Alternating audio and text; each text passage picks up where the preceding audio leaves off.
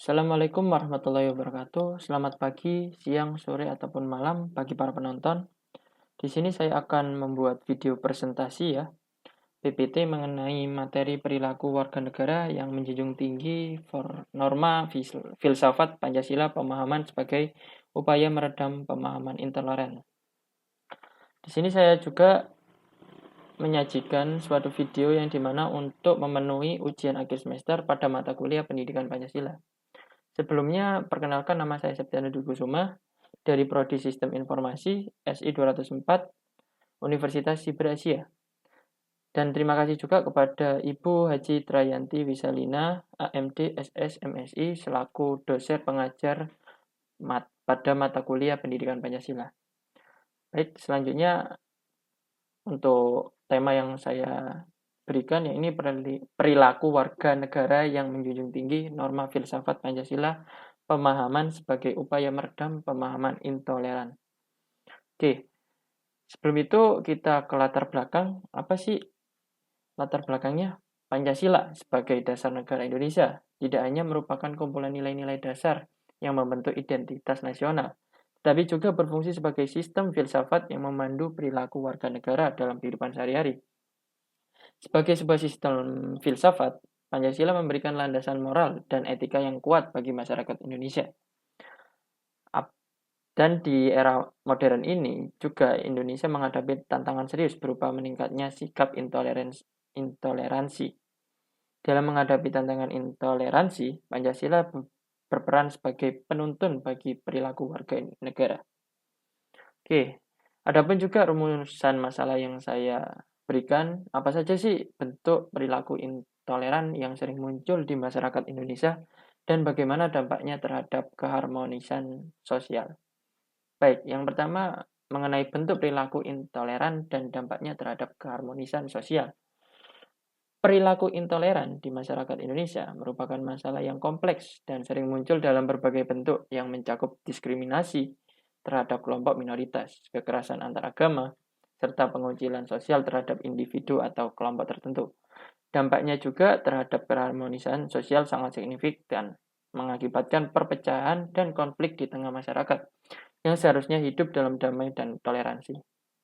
Sebagai contoh kasusnya, salah satu contoh kasus yang mencerminkan tingginya tingkat intoleransi di Indonesia adalah peristiwa kekerasan terhadap komunitas Ahmadiyah di beberapa daerah, yang dimana merupakan ajaran sesat ya bagi sesuatu masyarakat ya menganggapnya.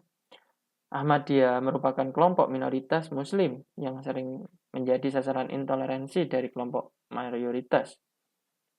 Mereka sering mengalami diskriminasi, penyerangan fisik, pengerusakan tempat ibadah, dan berbagai bentuk kekerasan lainnya. Dan sebagai anggapan masyarakat tentang komunitas Ahmadiyah sendiri, ya ini ajaran sesat ya. Namun beberapa kelompok sendiri mengatakan seperti itu. Oke, akibatnya peristiwa-peristiwa tersebut tidak hanya mengakibatkan penderitaan fisik dan psikologis bagi anggota komunitas Ahmadiyah, tetapi juga menciptakan rasa takut dan ketidakamanan di kalangan masyarakat luas. Akibatnya, banyak anggota komunitas tersebut merasa terisolasi dan tidak merasa didukung oleh masyarakat sekitar. Kekerasan dan intoleransi semacam ini juga berdampak pada citra Indonesia di mata dunia dan mengancam reputasi negara sebagai negara yang pluralis dan toleran. Dampak dari intoleransi sendiri, selain itu, intoleransi juga dapat termanifestasi dalam bentuk pengucilan sosial terhadap individu atau kelompok tertentu. Misalnya kasus-kasus pelecehan verbal atau penolakan terhadap individu berdasarkan agama, etnis, atau orientasi seksual mereka. Tindakan-tindakan semacam ini tidak hanya merugikan secara emosional bagi individu yang menjadi korban, tetapi juga merusak keberagaman sosial dan menghambat pembangunan masyarakat yang inklusif bagi negara. Adapun juga solusi yang saya sampaikan untuk mengatasi masalah intoleransi ini diperlukan upaya kolaboratif ya dari semua pihak, termasuk pemerintah, masyarakat sipil, dan kelompok agama. Langkah-langkah yang dapat diambil termasuk penegakan hukum yang tegas terhadap pelaku intoleransi, promosi nilai-nilai toleransi melalui pendidikan dan kampanye sosial, serta penguatan dialog antar agama dan antar kelompok untuk membangun pemahaman dan penghargaan terhadap keberagaman. Dengan langkah-langkah ini diharapkan masyarakat Indonesia dapat menciptakan lingkungan yang lebih inklusif, damai, dan toleran bagi semua individu dan kelompok. Kesimpulan dari materi yang saya sampaikan, Pancasila sebagai dasar negara dan pandangan hidup bangsa Indonesia memiliki peran penting dalam membentuk perilaku warga negara yang menjunjung tinggi norma filosofis yang terkandung di dalamnya. Pemahaman dan penerapan nilai-nilai Pancasila dapat menjadi alat efektif dalam meredam pemahaman intoleran yang berpotensi merusak persatuan dan kesatuan bangsa. Oleh karena itu, upaya untuk mengedukasi dan mensosialisasikan nilai-nilai Pancasila harus terus dilakukan secara berkelanjutan oleh semua elemen masyarakat, mulai dari pemerintah, lembaga pendidikan, hingga masyarakat umum. Mungkin itu saja yang dapat saya sampaikan dari kesimpulan. Ada pun juga outcome yang dapat saya sampaikan ya, ini ada outcome umum dan khusus. Untuk outcome umum sendiri, Pancasila sebagai dasar negara dan pandangan hidup bangsa Indonesia memiliki peran penting dalam membentuk perilaku warga negara yang menjunjung tinggi norma filosofis yang terkandung di dalamnya.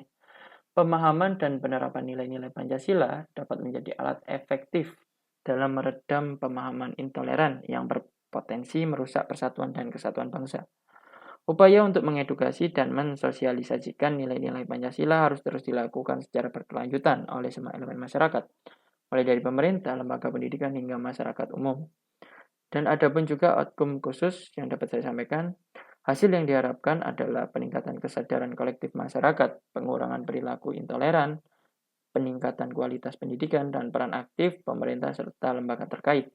Secara khusus, individu akan memiliki pemahaman yang lebih mendalam tentang Pancasila, penguatan identitas nasional, pengembangan program edukasi yang inovatif, evaluasi dan monitoring yang efektif, serta kolaborasi antar stakeholder dalam menyebarkan nilai-nilai Pancasila.